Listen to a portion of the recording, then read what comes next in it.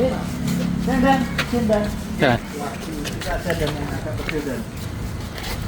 Ada Pak Kasat. Kita mumpung ada Pak Kasat, Video sama nang. Oh ya. Dan terkait sebenarnya penanganan kasus kemarin kan ada warga Sragen yang istilahnya wadul ke Gubernur Jawa Barat. Nah itu sebenarnya penanganan perkaranya hukumnya seperti apa nih? Oke, itu kan penanganan perkaranya kita sudah tangani dengan profesional. Jadi kalau kita jumlah sampai terupdate sekarang ini, perkara yang menyangkut Saudara Teguh Rianto, baik sebagai pelapor maupun terlapor, itu sekarang sudah masuk di angka 19 laporan. Dan hari ini tadi saya mendampingi penyidik, kita limpahkan satu perkara lagi ke Denpom 4 Surakarta berkaitan dengan laporan baru yang dilakukan oleh Saudara Teguh Rianto atas dugaan tindak pidana pengerusakan dan pencurian parang. Terus kemudian untuk perkara ini, jadi ada beberapa pihak yang melaporkan Teguh dan juga ada Teguh yang melaporkan ke beberapa pihak juga. Kita sudah tangani secara berimbang. Jadi ikuti saja prosesnya. Kita akan tangani secara sesuai dengan prosedur hukum, sesuai dengan regulasi yang ada, baik Undang-Undang Nomor 20 Tahun 2025 tentang Kitab Undang-Undang Hukum Acara Pidana, Perkap Nomor 6 Tahun 2019 tentang penyidikan tindak pidana, serta aturan formil yang lainnya. Itu ya. Ya. Dan itu statusnya kan tersangka, kenapa nggak ditahan? Setelah pra peradilan diputuskan kan Ya. kalah ditahan. Nah, untuk khusus kasusnya Teguh ini kan yang bersangkutan dilaporkan oleh pelapor ya, masyarakat berkaitan dengan dugaan tindak pidana kedapatan menguasai menggunakan senjata berupa tongkat besi yang sudah dimodifikasi sedemikian rupa, yang berbahan dari bekas shockbreaker itu yang sudah dilas, disambung, dan kemudian pada ujungnya dililit pakai karet ban untuk pegangan.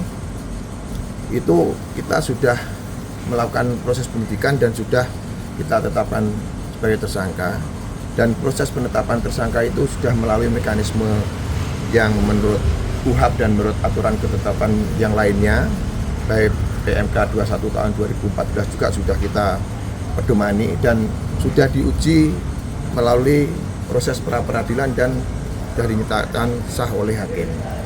Untuk itu, sesuai dengan pertanyaan rekan tadi, bagaimana tindakan penyidik? Sebelumnya sudah kita panggil sebagai tersangka satu kali. Kemudian setelah pasca sidang pra peradilan kemarin, kita memanggil yang kedua kali.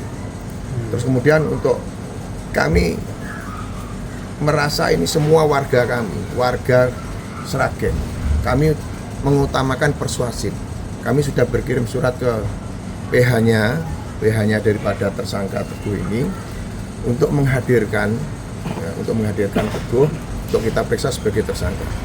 Karena di dalam KUHAP tidak diatur panggilan yang ketiga, yang ada adalah upaya paksa. Tapi kami masih persuasif.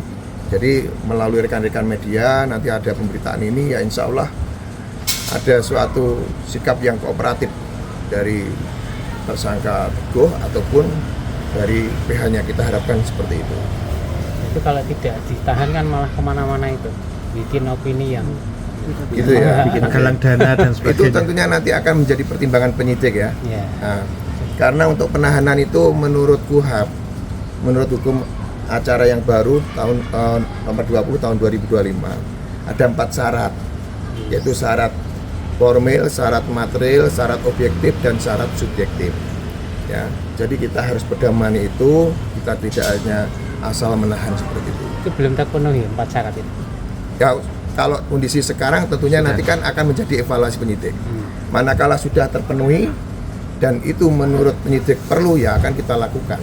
Kait dengan kemarin saya juga lihat adanya video-video yang bersangkutan sowan kepada Pak KDM yang merasa dikriminalisasi oleh penyidik Polres Sragen. Ya tentunya dalam hal ini saya sebagai Kasat Reskrim Polres Sragen merasa prihatin dengan pernyataan tersebut. Kami ini tidak mempunyai tendensi apapun terkait dengan penyidikan ini. Kami mengumpulkan alat bukti yang semua itu kami awali dari proses penyelidikan, tidak ujuk-ujuk. Dan kemudian melalui penetapan tersangka itu juga sudah diuji melalui sidang pra-peradilan. Jadi kalau misalkan ada pernyataan kami mengkriminalisasi pada yang bersangkutan, ya tendensi kami apa? Kami bukan pihak yang berperkara. Nah, hal ini juga bisa saja nanti disampaikan oleh lawannya Teguh ketika kami tersangkakan dikriminalisasi. Jadi kami mempunyai tendensi apa? Kami tidak sedang dalam bermasalah. Jadi kami juga tidak baper juga menangani perkara itu. Jadi kami tidak mempunyai kepentingan apa-apa, semata-mata kami menjalankan tugas ya, berkaitan dengan kewenangan kami yang diatur di dalam pasal 13 Undang-Undang Nomor 2 Tahun 2002 tentang Polri, dan juga kewenangan kami selaku penyidik yang juga diatur di dalam Undang-Undang Nomor 20 Tahun 2025 tentang Kitab Undang-Undang Hukum Acara Pidana. Kami tidak akan overlap terkait dengan kewenangan-kewenangan kami. Jadi kami pastikan kami tidak mempunyai tendensi di luar tugas kewenangan kami. Ada rencana upaya paksa? Itu akan kami evaluasi. Pada prinsipnya kalau penyidik sudah merasa kesulitan, ya kami diberikan kewenangan berdasarkan pasal 89 Undang-Undang Nomor 20 Tahun 2025 tentang upaya paksa, baik penangkapan, penahanan, dan sebagainya. Nah, namun demikian kami tentunya dengan pertimbangan-pertimbangan sedemikian rupa sebisa mungkin kami persuasi. Nah, kalau kami sudah menyampaikan rekan-rekan melalui kepanjangan tangan rekan-rekan media, kami berharap ini perkara ini sebetulnya perkara yang boleh dibilang bisa diselesaikan melalui proses hukum yang elegan. Ya, silakan ikutin proses hukumnya. Ya, karena KUHP kita juga sudah mengakomodir berkaitan dengan hal-hal yang menyangkut hak daripada tersangka manakala nanti mengakui kesalahannya. Di situ ada plea bargain yang bisa memperingan terkait dengan hukuman dan sebagainya. Gunakan hak itu, atau mungkin misalkan mengajukan restoratif justice manakala terpenuhi syarat formil maupun material, ya kita akan akomodir terkait dengan restoratif justice. Karena apa? Restoratif justice itu juga selain bisa dilaksanakan di proses penyidikan, juga bisa dilaksanakan di proses penuntutan ataupun pengadilan. KUHP kita sudah mengatakan seperti itu. Namun demikian harus terseleksi secara formil dan material, apakah memang menurut aturan hukumnya bisa di RJ atau tidak. Ya monggo, jangan takut terkait dengan kalau bermasalah, jangan lari dari masalah. Hadapi proses hukumnya dengan elegan supaya permasalahan ini segera selesai. Gitu. Sebetulnya tuntutannya masih berapa tahun? Kalau berkaitan dengan pasal yang kita sangkakan 7 tahun. 7 tahun. Itu nggak khawatir melarikan diri Ya.